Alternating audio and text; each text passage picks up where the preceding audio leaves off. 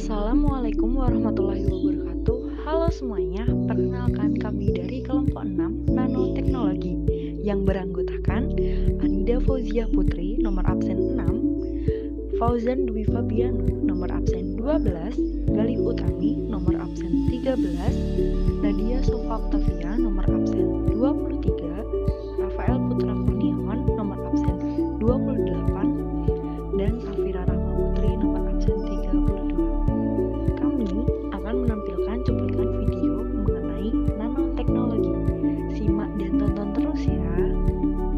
Pengertian nanoteknologi. Nanoteknologi adalah manipulasi materi pada skala atomik dan skala molekular.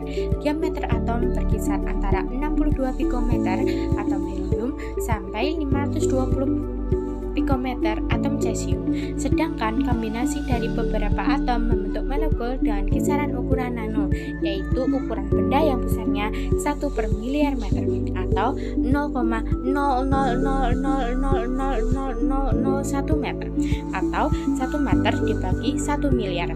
Istilah nanoteknologi pertama kali disebut dalam pidato ilmiah Profesor Nario Taniguchi tahun 1974. Penerapan nanoteknologi. 1. Dalam bidang lingkungan sekitar. Lingkungan yang lebih bersih melalui berbagai metode baru, pemurnian air dan krim pembersih berbagai pengotor dari air, tanah, dan tanah. 2. Dalam bidang energi.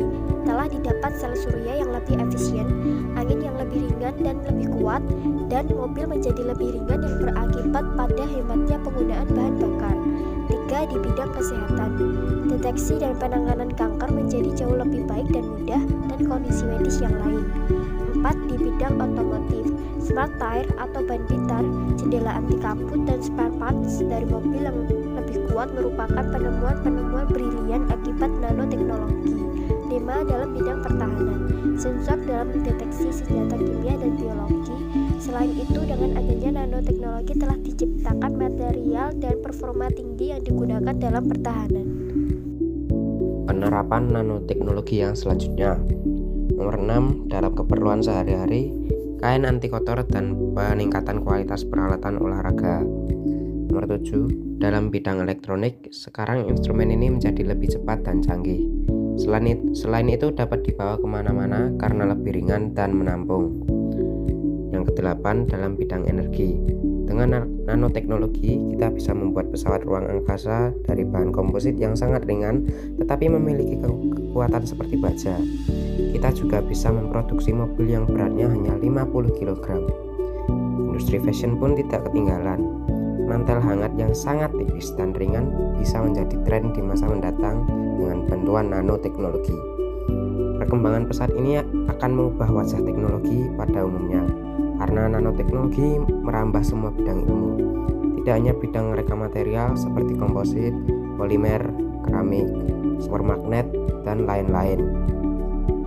Yang terakhir, di bidang teknologi informasi. Dunia informatika dan komputer atau elektronik bisa menikmati adanya kuantum yang mampu mengirimkan data dengan kecepatan sangat tinggi. Superkomputer di masa depan tersusun dari chip yang sangat mungil, tetapi mampu menyimpan data jutaan kali lebih banyak dari komputer yang kita gunakan saat ini. Begitu kecilnya superkomputer ini, kita mungkin hanya bisa melihatnya dengan menggunakan mikroskop cahaya atau elektron. Peran teknologi nano adalah pengembangan teknologi informasi atau IT sudah tidak diragukan lagi. Tambahnya kecepatan komputer dari waktu ke waktu. Dampak nanoteknologi terhadap kimia hijau. 1. Pencegahan limbah. Pengembangan sintesis model baru dengan menggunakan partikel nano akan dapat mengurangi, bahkan menghilangkan limbah produksi. 2. Manajemen atom yang baik. Penggunaan partikel nano akan dapat memperhitungkan dengan tepat sehingga tidak ada atom yang terbuang. 3. Proses sintesis kimia yang lebih aman. Dengan teknologi nano dapat ditemukan dan dikembangkan reaksi dan pelarut yang ramah lingkungan dan produk yang tidak beracun. 4. Rancang bahan kimia yang lebih aman. Nanoteknologi berperan membuat bahan yang mempunyai sifat fisik dan kimia tidak berbahaya atau beracun. 5. Penggunaan pelarut dan bahkan pendukung yang aman. Dalam praktiknya, nanoteknologi menghindari penggunaan pelarut dan bahan kimia berbahaya karena pelarut dalam nanoteknologi bersifat khusus. 6. Rancang proses yang efisien energi. Dengan teknologi nano, proses produksi dapat dilakukan pada suhu dan tekanan ruang sehingga dapat menghemat energi. Yang ketujuh adalah gunakan bahan baku yang terbarukan. Salah satu hasil nanoteknologi yang dikembangkan adalah penggunaan bahan alam seperti ganggang, tumbuhan, buah sebagai bahan baku, sintesis katalisator.